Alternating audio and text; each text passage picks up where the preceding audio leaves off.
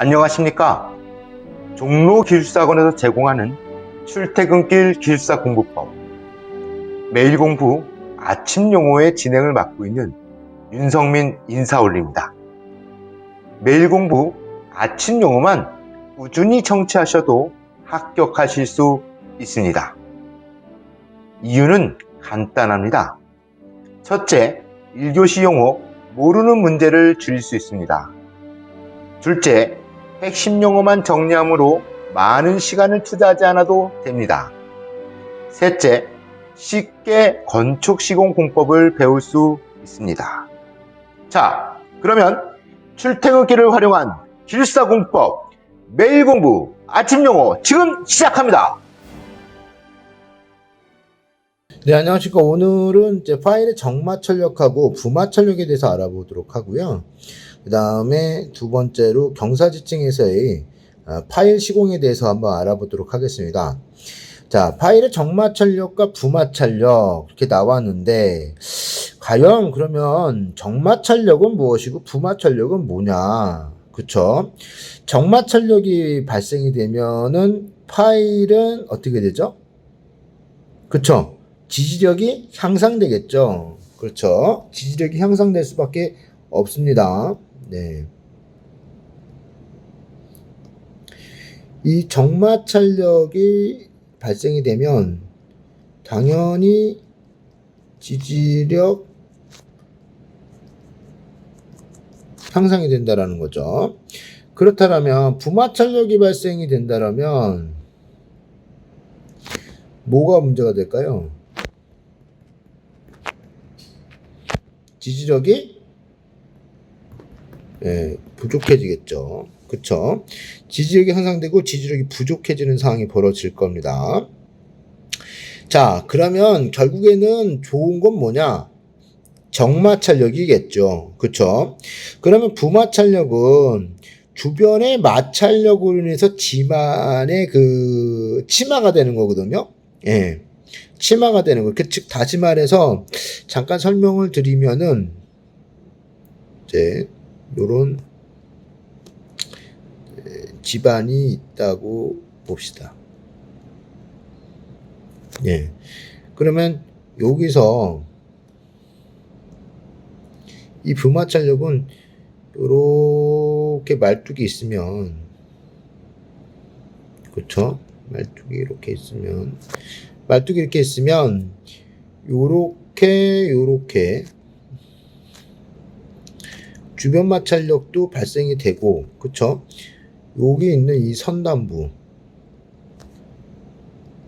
얘가 이제 선단부죠. 이 선단부에 있는 여기서의 지지력, 요 지지력, 요걸로 인해서 이제 발생이 되는 부분인데, 얘로 지지를 하는 거죠. 그러면 부마찰력이 만약에 발생이 되게 되면 가장 큰 문제가 뭐가냐면, 얘가 연약 집안일 경우에만 가능해요. 집안이 연약하게 되면 이 부분이 어떻게 돼요? 요렇게 쏠리게 되겠죠. 중력에 의해서. 그쵸? 힘이, 파워가 이렇게 파워가 붙게 되면 쏠린단 말이에요. 얘를 어떻게 이런 식으로 잡아 당겨요. 잡아 당기게 되면 이 선단부에 가서도 어떻게 제대로 지지를 못하는 상황이니까, 즉 여기 부분이 어떻게 되죠? 여기 부분이 깨지는 상황이 또 벌어져요. 네. 그렇기 때문에 부마찰력은 좋은 게 아닙니다. 얘를 잡아 당기니까. 예. 이게 연약 집안일 때만 이렇게 되는 상황이 벌어지거든요. 그래서 연약 집안일 때 그런 문제가 발생이 되기 때문에 아마 이 부마찰력에 관련된 문제가 지난번에도 제가 설명을 해드렸던 것 같은데, 수업에서 설명을 했는지 여기서 설명했는지 잘 기억이 안 나요. 솔직히 여기서. 근데 연약 집안에서 일어난다라고 그 특징이 나와 있거든요. 책에도. 연약 집안일 때 이런 부분이 나타나는 거죠. 그러면 결국엔 지지말뚝이라는 것은 무엇이냐? 네, 지지말뚝이라는 것은 뭐예요?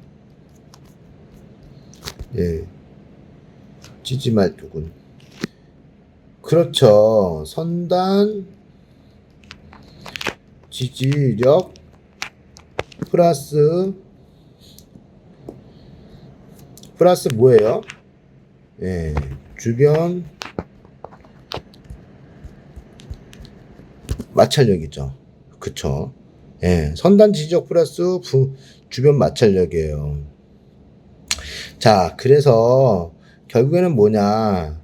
지지말뚝은 선단 지지력과 주변 마찰력에 의해서 상부 하중을 지지하는 거죠. 이때 마찰력을 정마찰력이라고 하고요. 그 다음에 집안이 연약 집안이라고 나와 있네요. 오늘 여기 딱, 예, 나와 있어요. 여기. 집안이 연약 집안. 이때 주변 마찰력, 하향 작용. 얘가 제일 중요해요. 제일. 집안이 연약 집안일 때 주변 마찰력이 어떻게 하향 작용한다, 잡아 당긴다고 그랬잖아요. 제가. 그쵸? 얘를 뭐라고 그러냐? 부주변 마찰력 또는 부마찰력이라고 그래요. 그래서 부마찰력은요, 지지 말뚝에서 발생이 되지 주변 마찰력을 위해서 하는 마찰 말뚝에서는 발생이 되지 않아요. 예. 선단부에 이렇게 지지하는 예. 예.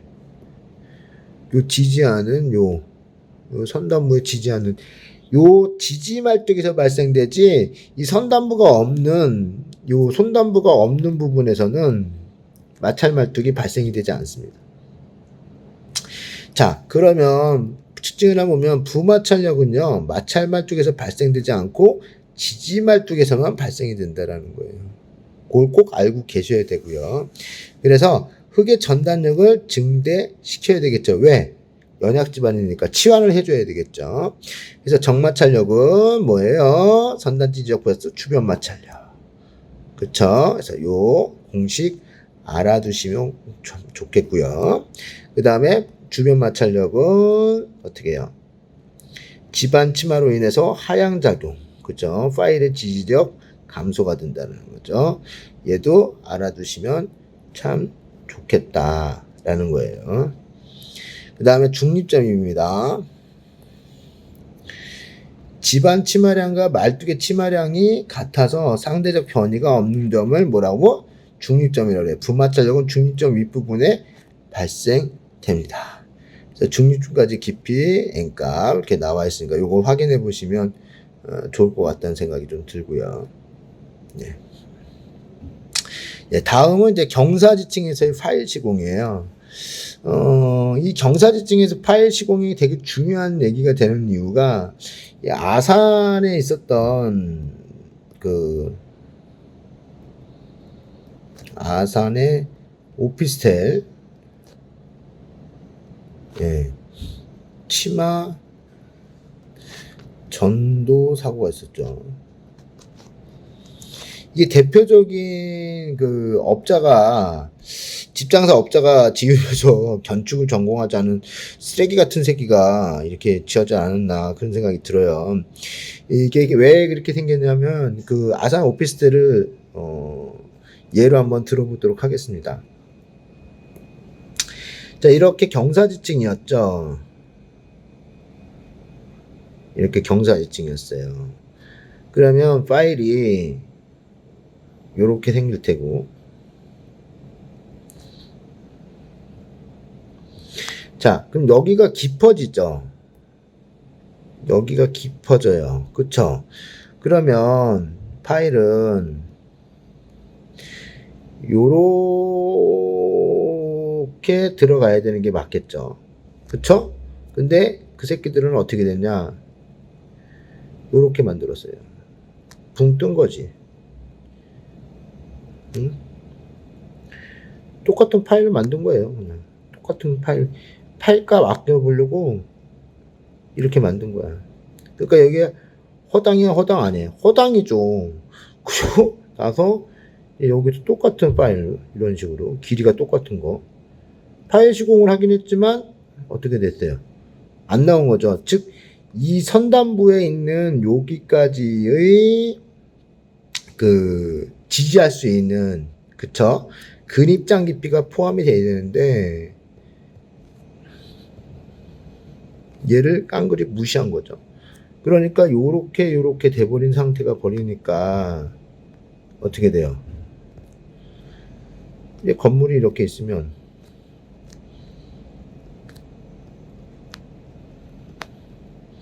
이렇게 건물이 있으면 얘는 지지 못하고 요렇게 전도됐겠죠. 여기가 허당이 됐으니까 여기가. 그쵸? 예. 맞아요. 이런 것 때문에 문제가 된 거거든요. 그래서 경사지층에서의 파일 시공이 되게 중요한 얘기가 될 수 있겠죠. 그래서 집안의 지지층 깊이가 다른 지층 경사르고 이를 시에, 즉 다시 말해서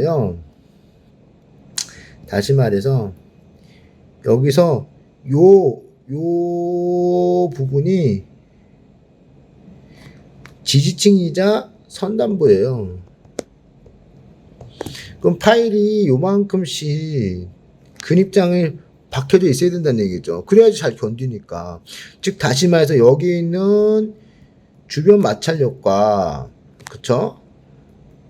그 다음에 여기 꼽혀져 있는 선단부의 지지력이 나와야 된다는 얘기죠. 그쵸? 예. 그래서 어떻게 해요? 파일의 슬라이딩과 지지력 도달에 유의해서 시공을 해야 될 필요가 있겠죠. 그래서 철저한 사전 지반 조사. 이 사전 지반 조사는 뭘 통해서 이루어져요, 여러분? 그렇죠.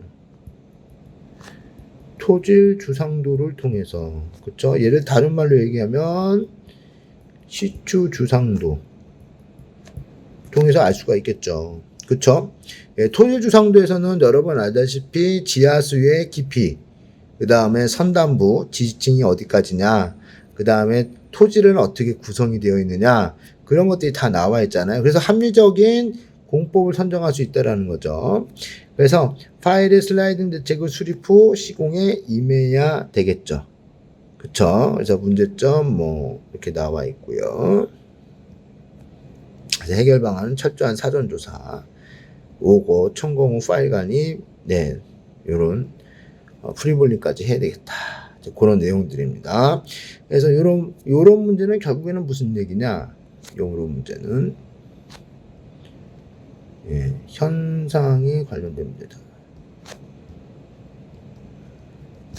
현상 문제라고 볼 수 있겠죠. 네.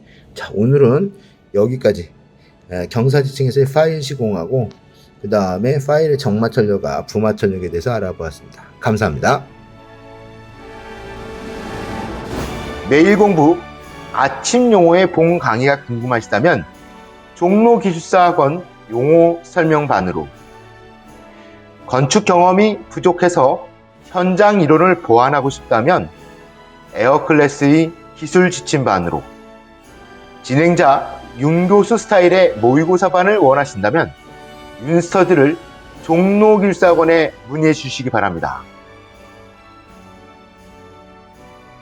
재미있게 보셨습니까? 좋아요, 구독 꼭 부탁드립니다. 감사합니다.